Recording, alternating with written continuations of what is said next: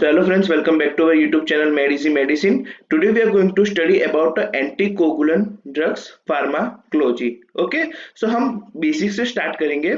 That what is anticoagulant drugs? Okay, the anticoagulant drugs ऐसे drugs होते हैं which prevent the coagulation. Okay, जो हमारे ब्लड के अंदर क्लॉट का फॉर्मेशन होता है उस फॉर्मेशन को इनहिबिट करे ऐसे ड्रग्स को हम बोलते हैं एंटी कोगुलेंट. ओके, अब एंटी कोगुलेंट कैसे वर्क करते हैं? So it prevent the deposition of fibrin. Okay, ये जो हमारी ब्लड वेसल है, ओके, इधर ये क्लॉट बना और ये सब क्या है? फिब्रिन के, ये सारे फिब्रिन के स्ट्रैंड है. ओके, अब ये जब एक दूसरे से कंबाइन होते हैं तो they form a clot. Okay, so हमको इसको इनहिबिट करने का है. So the drugs which inhibit the deposition of fibrin they are work as a anticoagulant. Okay, अब इसका यूज कहाँ कहाँ पे? So first we see the uses. So it is used in blood stasis in leg veins. Means अगर कोई patient है जिसको avascular necrosis हुआ, उसने हिप जॉइंट रिप्लेसमेंट कराया. अब किसी पेशेंट ने अगर हिप जॉइंट रिप्लेसमेंट कराया सो it is immobilise for 3 to 4 days. Okay, अब जो पेशेंट इमोबिलाइज है सो उसके लेग वेन में क्या होगा? अगर वो चल फिर नहीं रहा है तो उसमें क्या होगा? ब्लड का स्टेसिस होगा. ब्लड का स्टेसिस होगा, उसकी वजह से क्या होगा? There is a formation of clot. और ये जो क्लॉट फॉर्मेशन हुआ वो क्या कर सकता है? It causes the pulmonary embolism. Okay, it causes the pulmonary embolism. So we can use anticoagulant in this situation. Okay, it is also causes it also used in the blood stasis in our heart.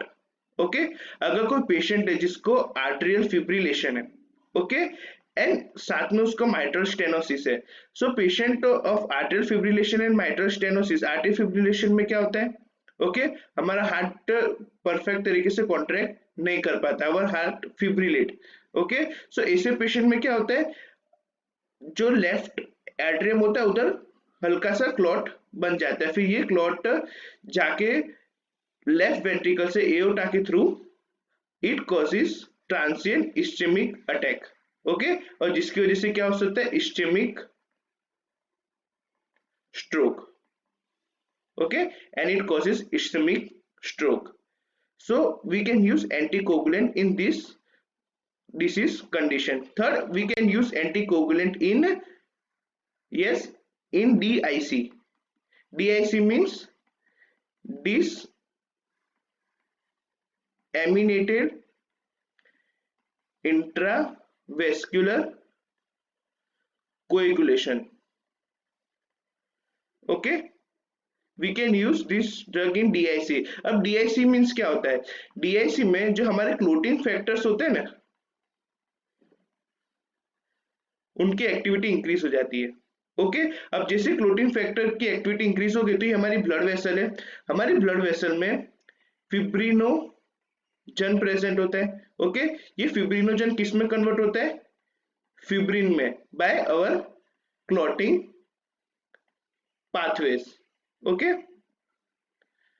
Okay, fibrinogen fibrin में convert होता है bye clotting pathways. सो ये disease में क्या होता है? इस disease में जो हमारा क्लोटिन फैक्टर नहीं, actually it is clotting pathway, उसकी एक्टिविटी इंक्रीज हो जाती है जिसकी वजह से फिब्रिन का फॉर्मेशन इंक्रीज हो जाता है. ओके, सो ऐसे डिसीज कंडीशन में भी we can use anticoagulants. Okay, now we see the classification of clotting pathway. जो जिसे हमने फिजियोलॉजी में पढ़ाई होगा, there are two type of pathways. First is extrinsic pathway and second is intrinsic pathway. Okay, अब extrinsic pathway कैसे activate होता है? So first factor 7 convert into factor 3, then it activate factor 10A.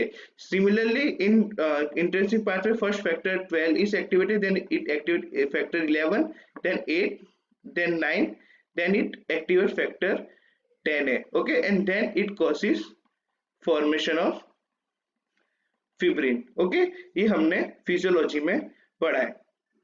सो अब हम drugs देखेंगे and उनकी mechanism of action. First we see the vitamin K antagonist. Vitamin K antagonist में कौन से ड्रग्स आएंगे? The most well known drug is warfarin. Okay, सबसे ज्यादा ये यूज होता है। Second, direct factor 10A inhibitor. Okay, ये भी कैसे, ये सारे कैसे ड्रग्स होते हैं? Oral drug. वारफारिन को भी हम कौन से रूट से देते हैं? ओरल रूट से। Now direct thrombin inhibitors. Okay, और we can say factor 2A inhibitors.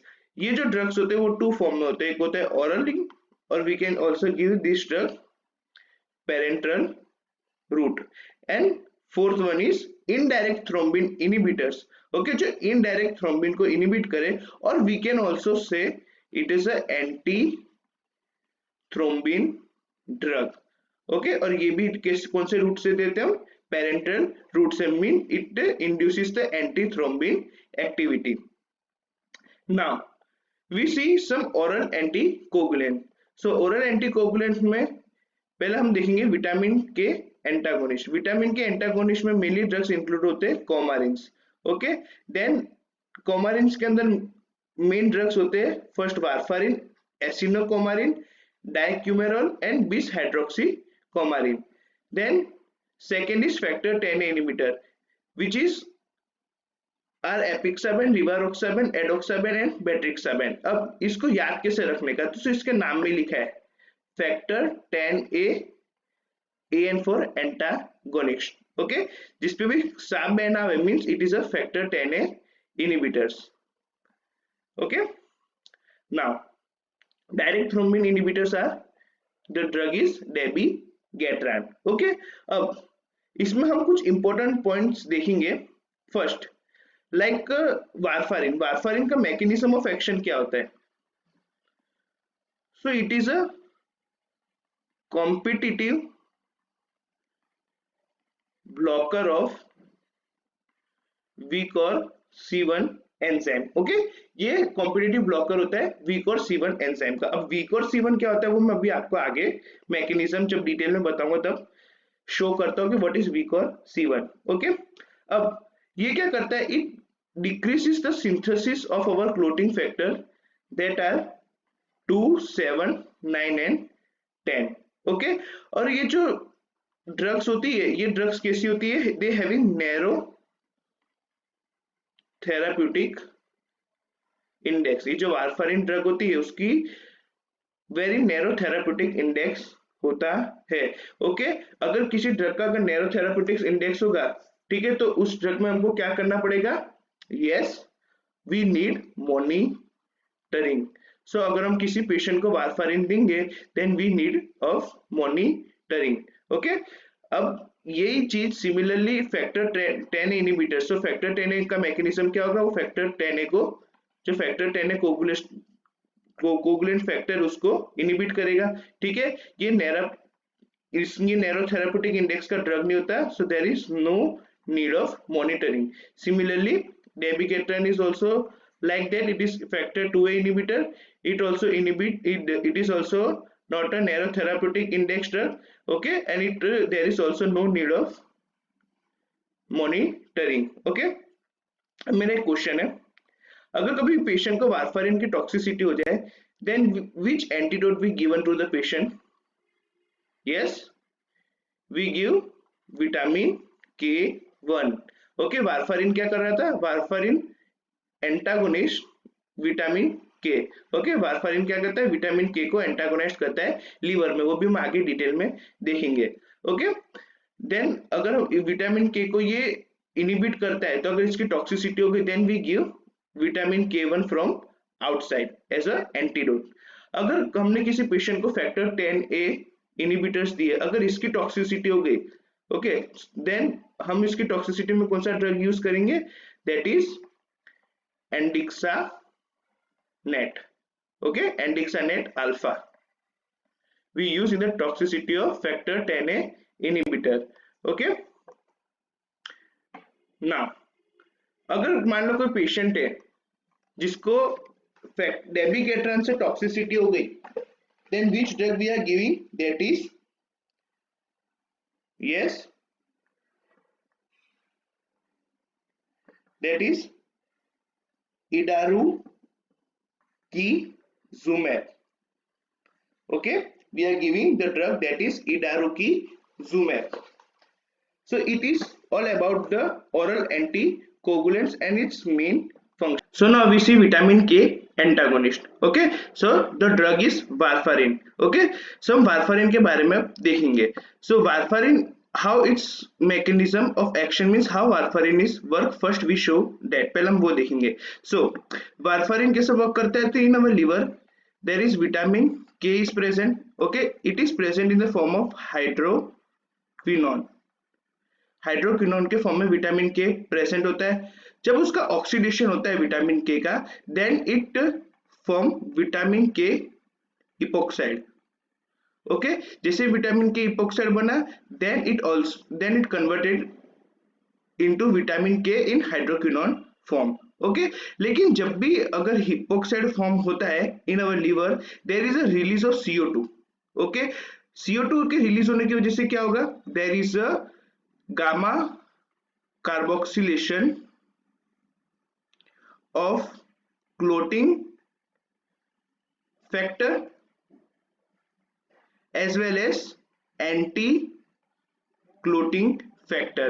Okay, CO2 के निकलने की वजह से क्या होगा? कार्बोक्सिलेशन होगा क्लोटिंग फैक्टर का एंड एंटी क्लोटिंग फैक्टर का. अब एंटी क्लोटिंग फैक्टर कौन कौन से होते हैं? तो there are two type of anti clotting factor present in our liver, that is protein C and protein S. Okay, ये दोनों कैसे वर्क करेंगे? Means this anticlotting factor inhibit the coagulation.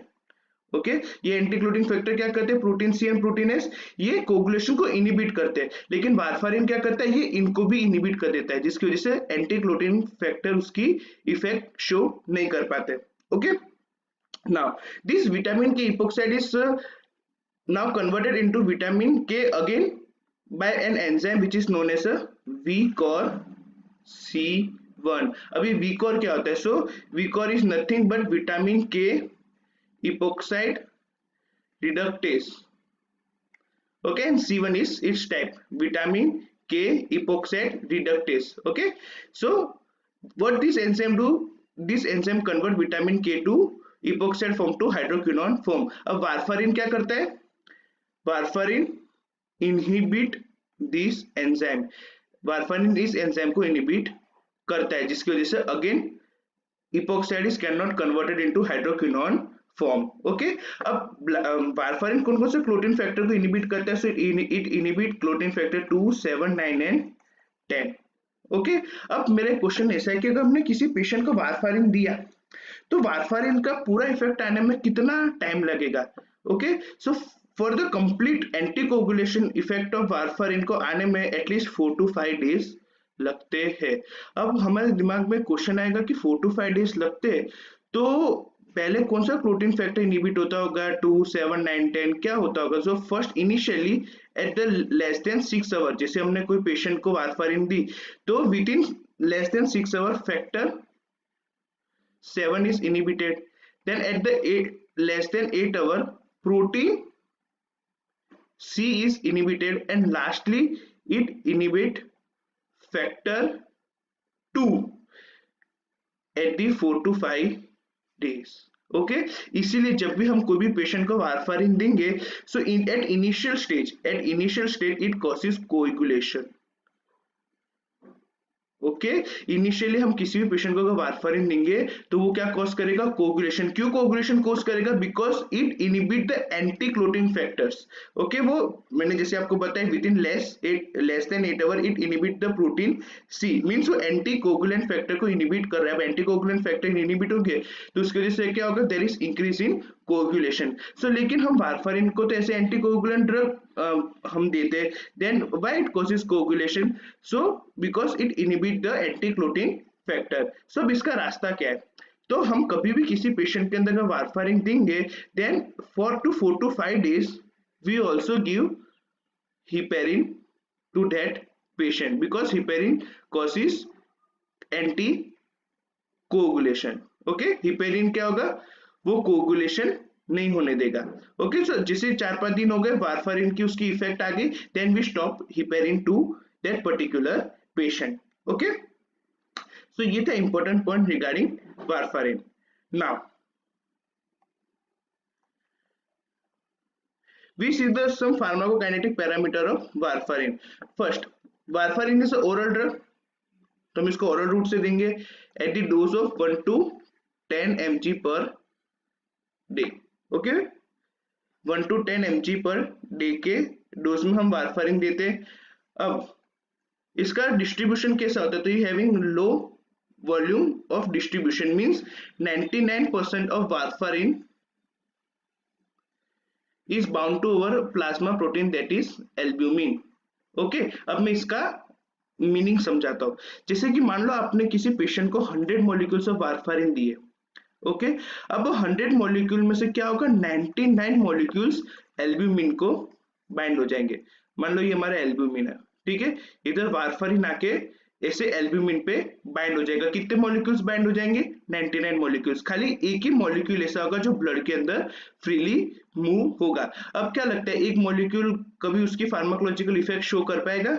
नहीं, वो नहीं कर पाएगा. ठीक है, दैट्स व्हाई हम जब भी किसी पेशेंट को वारफारिन प्रिस्क्राइब करते हैं then we give loading dose. हम क्या देते हैं, लोडिंग डोज. लोडिंग डोज देने की वजह से क्या होता है, हम उसको 100 के बदले hypothetical speaking I am giving 200 molecules of warfarin. अब 200 मॉलिक्यूल्स दिए, अब 200 मॉलिक्यूल में से मान लो 100 मॉलिक्यूल्स एल्ब्यूमिन पे बाइंड हो गए, लेकिन 100 मॉलिक्यूल्स तो ब्लड के अंदर फ्री बचे. अब ये 100 मॉलिक्यूल्स क्या करेंगे, उसका फार्माकोलॉजिकल एक्शन शो करेंगे. Okay, so at the initial when we give the warfarin for chronic or for prophylaxis treatment, then we give loading dose of warfarin. Okay, now metabolism. और उसका metabolism कैसे होता है, तो warfarin is a racemic mixture. ठीक है, warfarin क्या है, उसका वो एक रेसिमिक मिक्सचर है. उसके 2 फॉर्म होते हैं, एक होता है आर फॉर्म, एक होता है S form. R form is inhibited by enzyme CYP3A4 and S form is inhibited by CYP2C9. Okay, and इसका एलिमिनेशन कैसे होगा, तो यदि it is eliminated by zero order kinetics. It is eliminated by zero order kinetics. Okay, now अगर हम किसी भी patient को वारफारिन जब भी प्रिस्क्राइब करेंगे, सो हम उसके अंदर फार्माकोजेनेटिक टेस्ट करेंगे ऑफ वीक और C1 enzyme and also CYP2C9 family का. ये 2 का हम क्या करेंगे, फार्माको जेनेटिक पैरामीटर लेंगे, जिसकी वजह से हमको पता चलेगा कि इस एंजाइम या तो ये एंजाइम के रिलेटेड उस पेशेंट के बॉडी के अंदर कुछ म्यूटेशन है या नहीं. Okay, as the we know that warfarin कैसा ड्रग है, narrow therapeutic index. Index drug है, ठीक है. अगर कोई भी ड्रग की नैरो थेराप्यूटिक्स इंडेक्स होगा तो हम क्या करेंगे, there is a need of monitoring. क्या उसको जरूरत पड़ेगी, there is a need of monitoring. Okay, तो हम उसका मॉनिटरिंग कैसे करते, बाय टेकिंग INR वैल्यू. ठीक है, INR is international normalize ratio. Okay, इसमें हम क्या करते हैं, we checking the prothrombin time of patient to the prothrombin time of normal और स्टैंडर्ड. ओके, हम पेशेंट का प्रोथ्रोम्बिन टाइम चेक करेंगे by the normal and the normal standard से पेशेंट का. ठीक है, so we give value of INR. अब INR normally कितना होता है, 0.8 to 1.1. Okay, from this INR value we can say the uses of warfarin. अब वारफारिन के यूजेस हम देखेंगे first by INR and their indication. अगर मान लो INR की वैल्यू 2 to 2.5 है, then we give the warfarin for prophylaxis treatment of DVT means deep venous thrombosis and pulmonary embolism. अगर INR की वैल्यू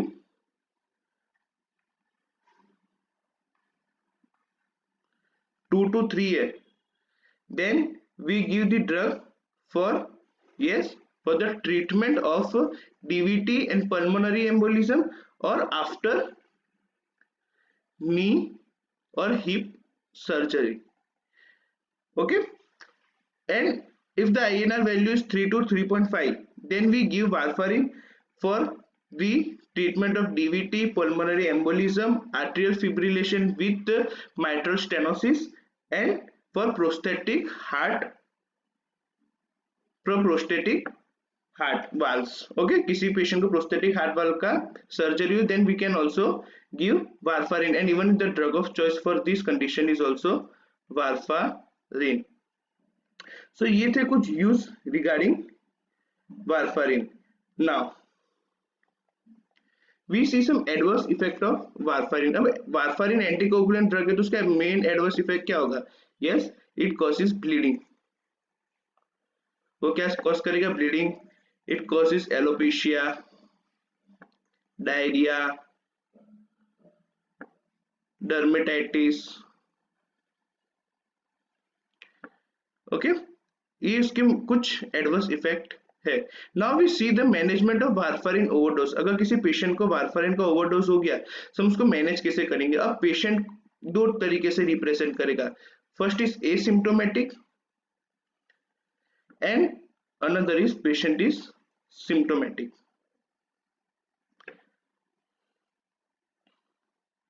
नाउ अगर पेशेंट सिम्प्टोमेटिक है, पहले हम सिम्प्टोमेटिक का देते हैं. सिम्प्टोमेटिक मीन्स ऑब्वियसली सिम्टम्स क्या होंगे उसके? उसको ब्लीडिंग होगी. अगर पेशेंट को वारफारिन की टॉक्सिसिटी होगी, ओवरडोज की वजह से ब्लीडिंग हो रहा हो, तो हम उसको क्या करेंगे? Then the drug of choice is fresh frozen plasma. हम उसको बाहर से फ्रेश फ्रोजन प्लाज्मा चढ़ाएंगे. क्यों? Because in fresh frozen plasma there is a coagulation factor 2, 7, 9, 10 is present. Okay, fresh frozen plasma में 2, 7, 9, 10 कोगुलेशन फैक्टर प्रेजेंट होते. ये जो कोगुलेशन फैक्टर है जो वारफारिन ने इनिबिट कर दिए थे, वो हम बाहर से in the form of fresh frozen plasma हम पेशेंट को देंगे. अब मान लो पेशेंट एसिम्प्टोमेटिक है. सो जैसे मैंने आपको बताया, अगर warfarin is a narrow therapeutic index drugs means इसके अंदर हमको मॉनिटरिंग की जरूरत है. सो अगर INR की वैल्यू लेस देन 5 है, then stop warfarin. If the INR value is 9 to 20, then stop warfarin and give vitamin K1, okay, at the dose of 2.5 mg. And if the INR value is greater than 20, then stop warfarin and give vitamin K1 at the dose of 10 mg. Means अगर कोई पूछे कि warfarin के overdose में हम क्या use करते हैं, so we give vitamin K1, okay, for the management of warfarin overdose. Now we see the interaction of warfarin. So warfarin का क्या क्या ड्रग इंटरेक्शन होता है? So likewise that warfarin is inhibited by microsomal enzyme. So अगर कोई हमें ऐसी drugs दूंगा which induces the microsomal enzymes, okay, which induces the microsomal enzyme, तो क्या करेगा वो? Yes, it increases the metabolism of warfarin. अगर को मैं माइक्रोसोमल एंजाइम इंड्यूसर दूंगा, ठीक है, तो क्या करेगा? वारफारिन का मेटाबॉलिज्म इंक्रीज कर देगा. एक ही ऐसा माइक्रोसोमल एंजाइम इंड्यूसर है जो ऐसा नहीं करता, that is phenytoin. Okay, and if we give estrogen and oral contraceptives, it also causes, yes, it also interact with warfarin. Now if there is patient having any nephrotic syndrome, there is loss of albumin in urine.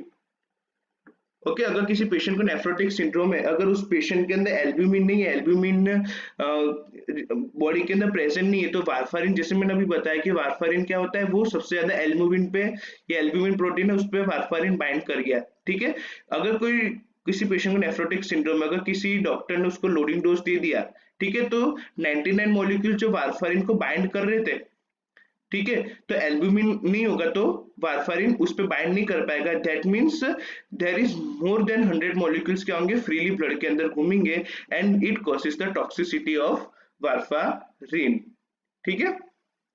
Now अगर मान लो कोई drug है जो enzyme, microsomal enzyme inhibitor है, वो कैसे drug drug interaction show करेगा?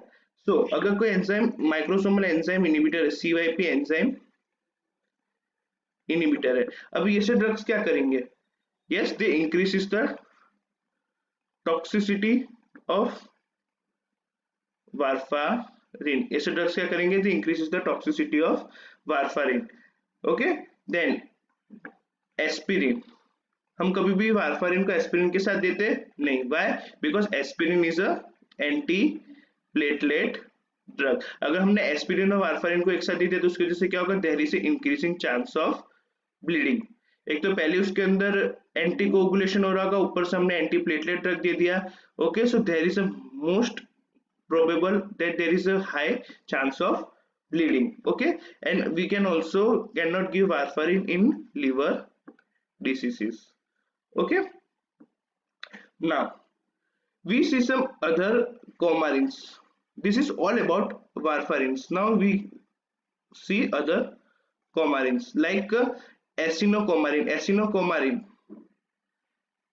अब एसिनोकोमारिन का क्या मेन स्पेशल पॉइंट है? That it is faster than warfarin. वो वारफारिन से ज्यादा फास्ट एक्ट करता है। 20 hydroxycoumarin. Okay, it is a longest acting. Okay, तो ये थे इंपॉर्टेंट पॉइंट रिगार्डिंग कोमारिस। पर इसमें सबसे ज्यादा इंपॉर्टेंट ड्रग होता है वारफारिन, जिसमें कॉम्पिटिटिव एग्जाम्स में इसी में से क्वेश्चंस काफी ज्यादा पूछते हैं। Now we see some factor 10A inhibitors. Now factor 10A inhibitors में drugs included like apixaban, rivaroxaban, edoxaban. Okay, ये जो सारे ड्रग्स होते हैं ये नैरो थेराप्यूटिक इंडेक्स ड्रग नहीं होते। So this drug are safe, having no narrow therapeutic index, and there is no need of drug monitoring. There is no need of drug monitoring. Okay, similarly in the drugs like direct thrombin inhibitors like dabigatran is also safe, and there is no need of any drug monitoring.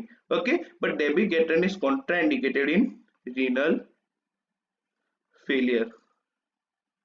dabigatran को कभी भी renal failure में देते नहीं है। Okay, तो ये थी important point regarding oral anti coagulant. अगर आपको ये मेरा वीडियो अच्छा लगा तो प्लीज मेरे चैनल को लाइक कीजिए, शेयर कीजिए, सब्सक्राइब कीजिए। Thank you.